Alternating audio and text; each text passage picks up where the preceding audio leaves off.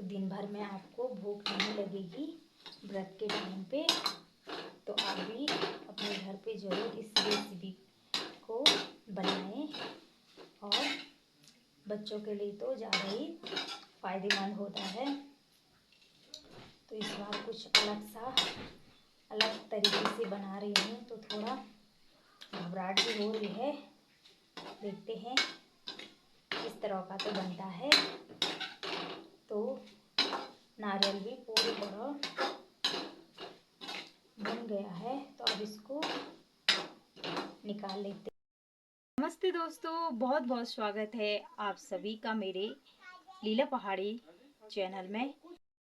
के लिए लेके आई हूँ प्रोटीन, फाइबर, कैल्शियम से भरपूर लड्डू की रेसिपी, और जिसके हाथ पैर, घुटने दर्द और पेट से जुड़ी कोई भी बीमारी हो या खून की कमी हो तो उसके लिए ये लड्डू बहुत फ़ायदेमंद होने वाले हैं। तो रोज़ एक लड्डू ज़रूर खाएगा प्रतिदिन।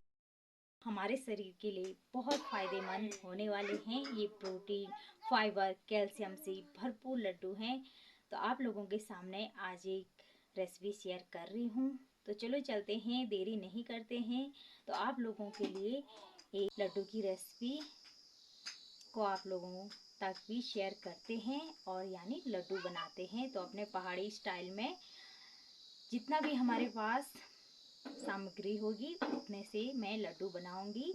ज़्यादा तो नहीं है पर फिर भी भरपूर प्रोटीन, कैल्शियम, फाइबर से भरपूर सामग्री है।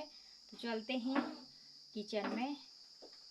और अब ठंडियों का मौसम भी लगने ही वाला है, तो ठंडियों के मौसम में इस लड्डू का प्रयोग बहुत अधिक मात्रा में किया जाता है। तो इसीलिए मैं भी आज बना रही हूँ। तो मैं भी आ गई हूँ अपने किचन में। तो अब बनाते हैं लड्डू। तो आज मेरी मदद करने वाले हैं स्वामी जी। तो चलो बनाते हैं फटाफट से लड्डू। और अब हो रहा है शाम के 3। तो चलते हैं फटाफट से। और एक कटोरी ली है मैंने किशमिश, मीडियम कटोरी के। 1-1.5 कटोरी में किशमिश, काजू, जो भी हमारे पास सामग्री उपलब्ध है। हाँ मूसिका ने जो और 1 कटोरी ली है मैंने काजू। तो इसको भी थाली में रख देते हैं। 1-1.5 कटोरी काजू लूँगी और आधा और लूँगी।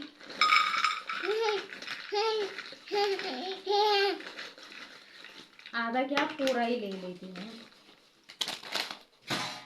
उतना ही रह रहा है ना, पूरा ले लो ना, है ना। तो दो कटोरी काजू हो गई है इसमें। तो 2 कटोरी मैंने काजू ले लिया है इस वाली कटोरी से।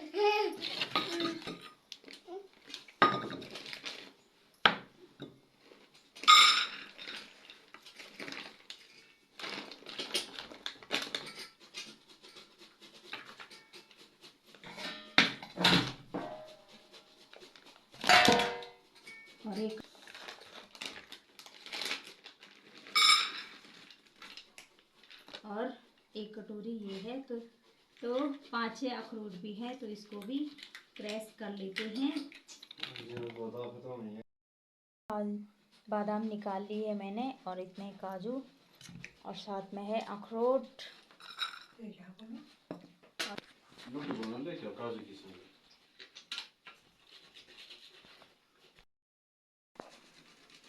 बाहर खाना लेके जा रहे पापा को, शेर आ गया, शेर खाना, शेर खाना। और स्वामी जी लगे हैं नारियल छिलने।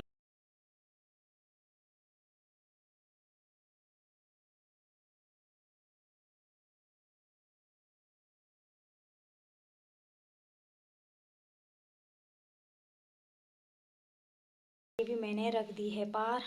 तो अब डालते हैं इसमें शुद्ध देसी घी। चम्मच मैंने इसमें घी भी डाल दिया है। तो घी की मात्रा ज़्यादा है क्योंकि हमारे पास सामान भी उतना ही है। तो चलते हैं, अब इसमें डालते हैं काजू।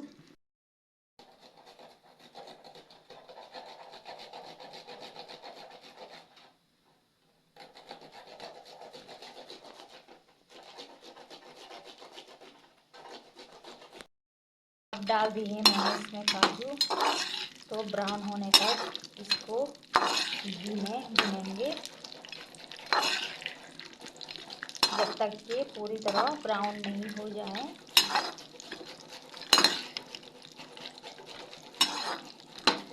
क्योंकि काजू की मात्रा ज़्यादा है तो इसीलिए पहले काजू को ही भूनूंगी।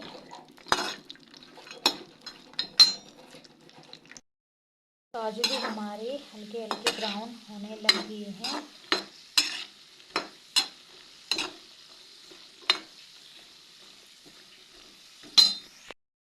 इसी तरह भुन गए हैं तो मैंने इसको थाली में निकाल दिया है।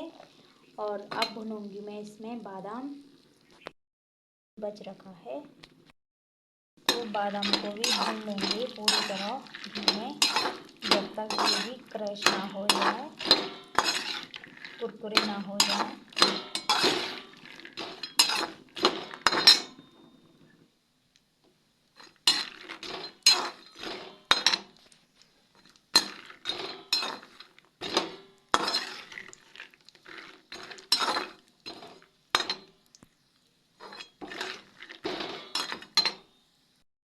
10-15 मिनट तक बादाम को भी भुनें। जब ये हल्के हल्के चटकने लग जाएंगे फिर इसके बाद इनको निकाल दूँगी। तो हल्का हल्का ये भी ब्राउन होने ही लग गया है, ये देख सकते। और साथ में चटक भी रहे हैं। तो पिछली बार तो मैंने कुछ अलग तरीके से बनाया था और इस बार कुछ अलग तरीके से बना रही हूँ। तरह भुन गए हैं तो इनको मैंने इसी में ही काजू में डाल दिए हैं। तो इस बचे हुए घी में डालूंगी अब किशमिश को। तो इनको भी भून लेते हैं जब तक ये फूल ना जाए।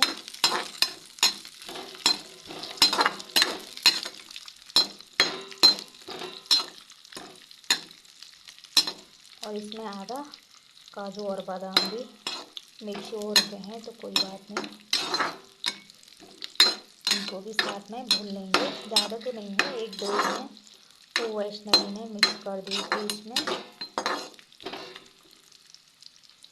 और ये देख सकते किशमिश भी फूलने लग गई है, यानी वो भी ब्राउन होने लग गई है, ड्राई होने लग गई हैं। पूरी तरह भुन गए हैं, ये देख सकते इतने ज़्यादा फूल गए हैं। तो अब इनको भी निकाल दूंगी एक थाली में डाल दिए हैं। तो इस बचे वाले घी में इन अखरोट को भी भून लेंगे।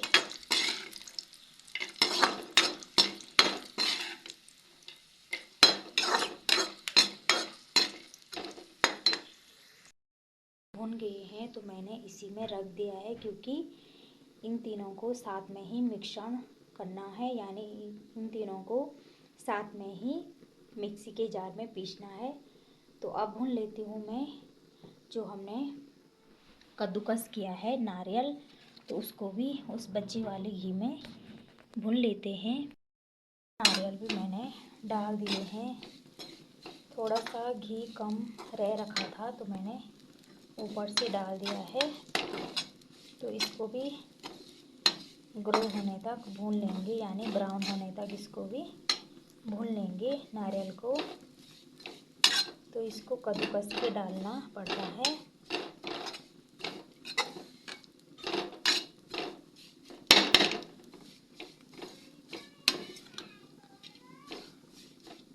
जो बनाया था पहले इनका मिश्रण पहले इनको मिक्सी में पीस लिया था और बाद में इनको घी में भुना। और इस बार मैंने पहले इनको भून दिया और बाद में मिक्सी में इसको पीस लेंगे।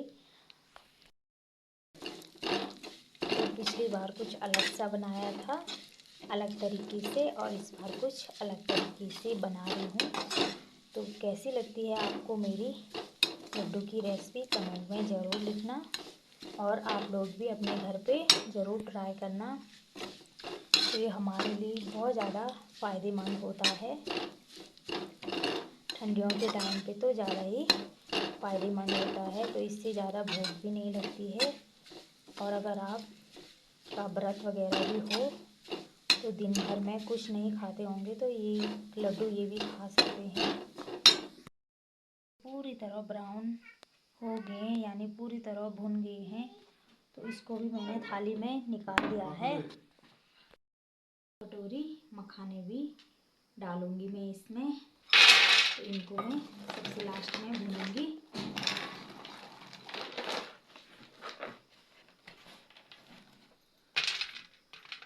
और 2 कटोरी मखाने की भी हो गई हैं, तो अब इनको भूनूंगी। इन मखानों को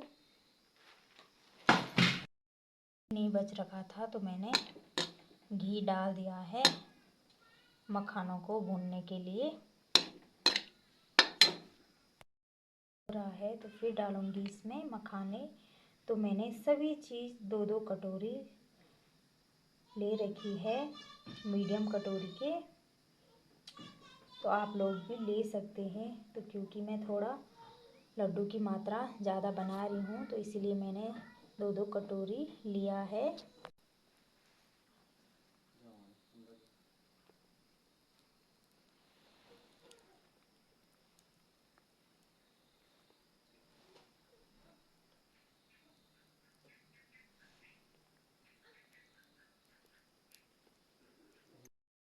मैंने पूरी तरह भून लिया है, तो अब इसको मिक्सी के जार में पीस लेंगे। इतना चीज़ मैंने ले रखा है, यानी इतनी सामग्री मैंने ले रखी है। 2 कटोरी काजू और 2 कटोरी बादाम और साथ में आधा कटोरी अखरोट के और 1-1.5 कटोरी नारियल और 2 कटोरी मखाने के और 1 कटोरी किशमिश के। इन सभी को मिक्सी के जार में, बड़े वाले मिक्सी के जार में इसको बारीक कर लेंगे, यानी इसको पीस लेंगे। तो अब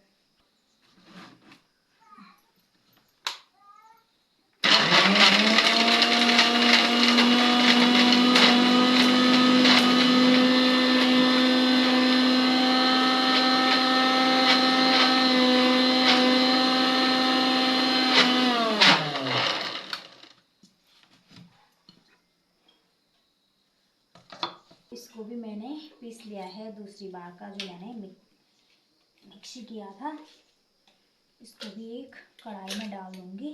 तो मैंने डाल रखा है कढ़ाई में, क्योंकि लड्डू बनाने के लिए एक बड़ा सा बर्तन चाहिए, तो इसीलिए कढ़ाई में अच्छा होता है।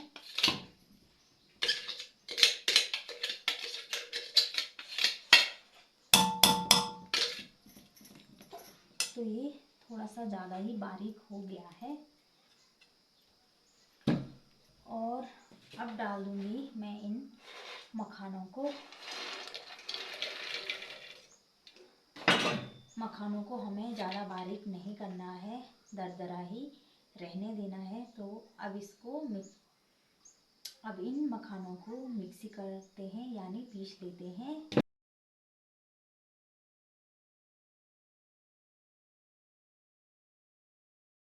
मखानों को भी मैंने पीस लिया है, तो अब डालेंगे इसको भी कढ़ाई में।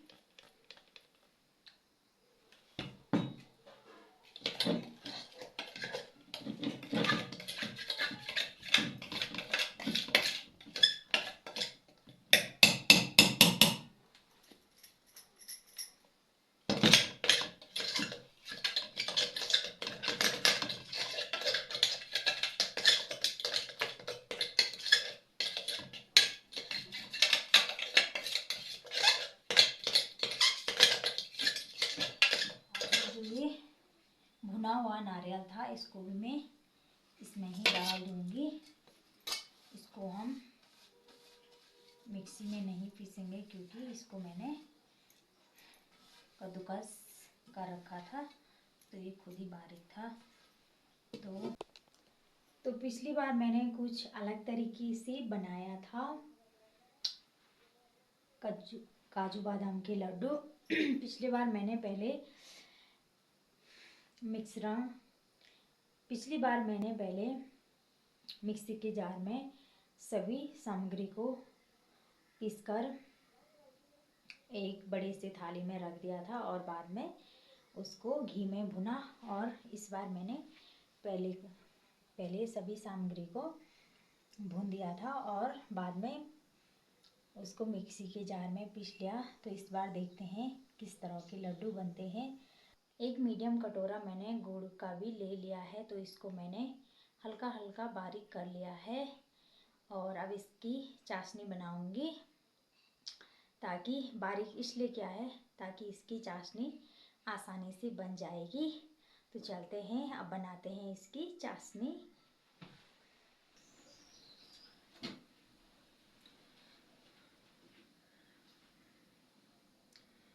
तो अब डाल दूंगी इसमें 2 चम्मच घी का, ताकि ये अच्छे से मेल्ट हो जाए।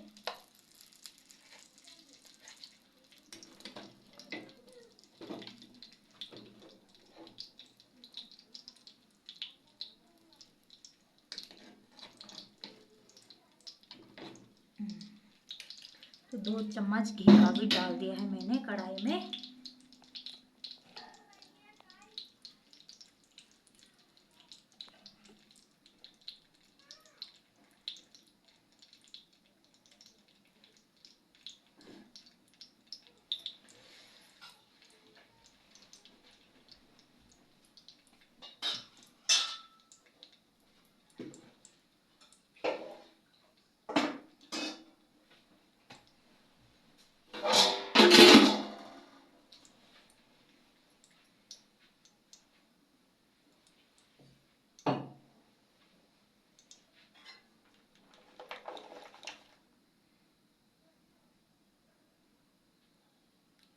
तो अब डाल दूंगी मैं इसमें ये कटा हुआ गुड़।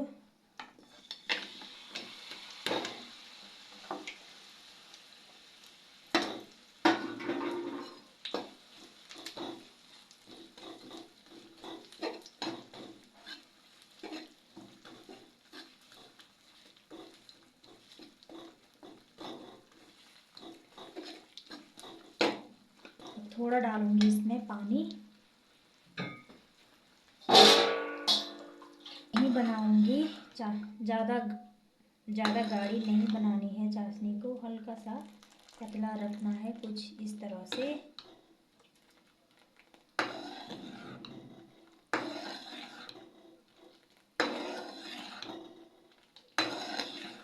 तो गुड़ भी पूरी तरह घुल गया है, यानी चाशनी पूरी तरह तैयार हो गई है। तो अब इसको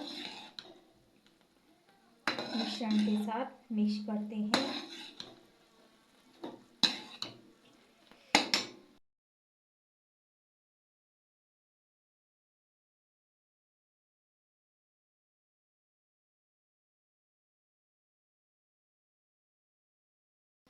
तो कुछ इस तरह से गोल का शेप दे देना है लड्डुओं को। तो लड्डू तो पूरी तरह बन गए हैं। तो आप धो लेते हैं हाथ। आप लोगों को कैसी लगी मेरी लड्डू की रेसिपी कमेंट करके ज़रूर बताना। और इस बार की रेसिपी कुछ अलग थी और पिछली बार की। तो पूरे 1.5 किलो लड्डू बना रखे हैं मैंने। इनको पहले भगवान जी को भोग लगाएंगे। और तो लड्डू भी बनके तैयार हो गए हैं। तो ये है भाई लड्डू, कुछ इस तरह के शेप दे रखे हैं मैंने। कोई बड़ा हो रखा है और कोई छोटा, कोई बात नहीं, खाना ही तो है।